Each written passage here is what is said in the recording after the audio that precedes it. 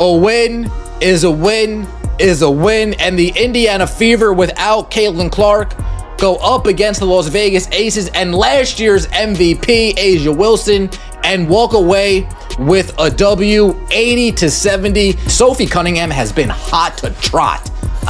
Sophie Cunningham has been... What do you get when the Indiana Fever lose their brightest star, yet still overpower A'ja Wilson and the defending Las Vegas Aces? The answer could redefine your perception of this squad. With Caitlin Clark sidelined in street clothes, clearly irritated by officiating, her teammates took full control on the court. Kelsey Mitchell dropped 21 points when the pressure peaked, and Sophie Cunningham, she might just be the hottest player in the league right now. Make no mistake, this wasn't just a victory, it was a bold announcement to the entire WNBA. So how did the Fever pull off such a powerful showing? And what exactly did Sophie do to become the talk of the night? Drop a red-hot Sophie in the comments if you're feeling the heat. Let's break it all down. Back in the W chat. Oh, that was a gut check win right there. Oh, nothing in the chat. Yes, Natasha Howard! Right. That was a fun one. My gosh, and these jerseys are slick. Picture this. Your team just got knocked down twice by the Liberty, and your franchise centerpiece is now stuck on the bench with a sore groin. That's the exact scenario Indiana faced as they returned to Gainbridge Fieldhouse on July 24th. The sting of those losses still hung in the air. Everyone was wondering the same thing. Who are the Fever when Caitlin Clark isn't on the floor? Obviously, there's no timeline for Caitlin, but what has she been able to do this last week? Is it mostly just rehab recovery, or has she been able to do any kinds of practice? Yeah, no, I mean, we haven't really practiced since the couple days before All-Star break. So mostly rehab, shooting, and she's been with our athletic training team, and we've been preparing everybody else. Their 12-12 record didn't begin to tell the full tale. This wasn't just about chasing playoff dreams. Some were ready to declare the season a wash. Social media had turned brutal. Analysts mocked the Fever as a team exposed the moment their star rookie got sidelined. The narrative was loud and harsh. Take Clark out and there's nothing left. The pressure mounted daily. Every game now felt like a must-win with postseason hopes slipping away. Waiting for them, A'ja Wilson and the reigning champs, the Las Vegas Aces. They entered at 12-11, but carried the weight and attitude of league royalty. Steph, Caitlin presents a challenge in itself for any opponent, but when she doesn't play, how is your team different? I think our ball moves differently. What we run is different. She has such gravity, and her ability, not just to be at the top of the scouting report, but her ability to make everybody better with the ball in her hands. So some of the things that we run are different when she's on the floor than when she's not. We run some more off-ball stuff, a lot less on-ball actions. Head coach Stephanie White recognized just how pivotal this game was. She knew this wasn't just another regular season match. It was about shaping how the team would be remembered. Could they still go toe-to-toe with the best in the league? Or would they crumble without their rising superstar? White had to find the right words to break through the doubt and ignite belief in that locker room. Yeah, it's definitely a relief to know that there's nothing else going on and no more damage. Now it's just being patient with the process.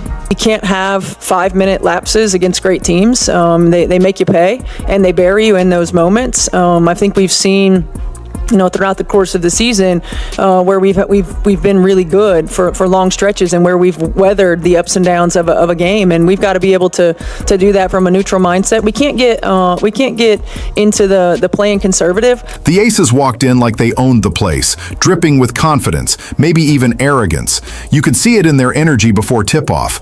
A'ja Wilson and her fellow Olympians likely had this one circled as soon as Clark hit the injury list. They saw it as the perfect time to prove a point many believed already, that Indiana was just one star player carrying a group. Wilson herself had been harboring a bit of rivalry with Clark for the past 2 years. Now she had her chance to reclaim the spotlight and remind everyone who the real MVP was. For Las Vegas, this wasn't just a game, it was a message.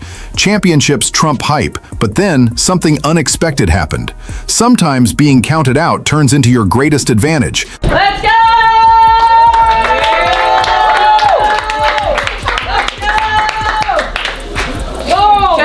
We answered runs today, y'all. We had one another's back today, y'all. in the moments where it seemed like they could have made a little bit of a comeback, we stopped that. Yeah, we sure did. Now we have to be able to continue to stack that, maintain that consistency right there. I'm so proud of you guys. So proud of you guys. That was a hard-fought win. You earned it. Y'all on 3, 1, 2, 3 together. When your group needs someone to rise, it's often the quietest who answers the call. That was Kelsey Mitchell's moment to shine. She'd taken heat all season for her inconsistent efforts. Critics called her out for fading in the clutch, just when the Fever needed a go-to scorer. The numbers supported the concerns, too. One night, she'd erupt for 20+, and the next, she'd go ice cold when the lights were brightest.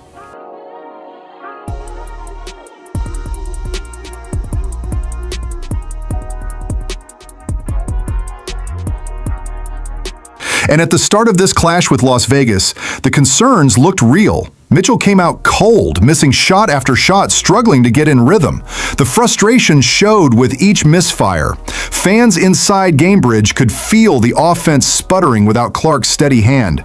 Each miss seemed heavier than the last. The pressure only built as Mitchell's shots continued to clank off the rim. By the end of the third quarter, she was just 4 for 19. Stats like that usually earn you a seat on the bench during games this critical. But Stephanie White wasn't ready to pull the plug. Austin, handoff, Cunningham. Cunningham too strong. Mitchell able to save the day. And it's Mitchell going right to the rim. Beats the shot clock and lays it in. Mitchell to the rescue. Possessions very disruptive, causing all kinds of havoc. Late shot clock situations. And then Kelsey Mitchell. During a crucial timeout, Coach White pulled Mitchell aside and gave her the green light. Keep shooting. It's going to fall, she told her veteran scorer. Those words landed perfectly. White also reminded Mitchell to stay composed on her drives, make smarter reads, and finish stronger. Meanwhile, Mitchell's teammates quietly gave her the lift she needed. They found her in better spots. They set tough screens to get her open. They gave her just enough space, physically and mentally, to hit reset.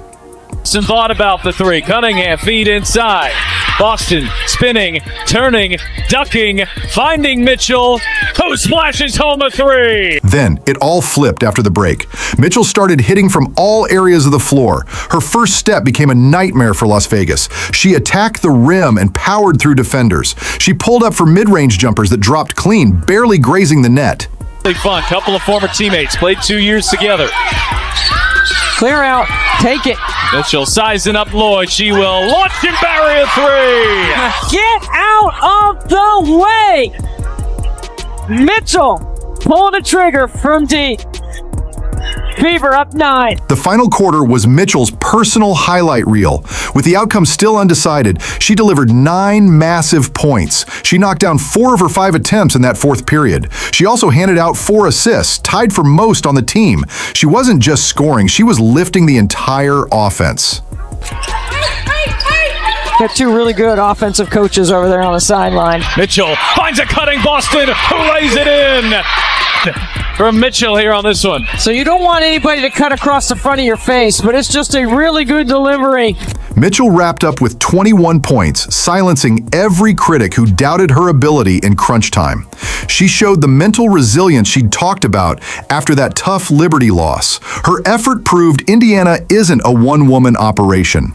This wasn't just about filling Clark's shoes. It was about Kelsey Mitchell stepping forward as the leader the Fever had always needed. Offense was not the issue for Indiana on Tuesday. They put up 84 points despite the absence of Caitlin Clark.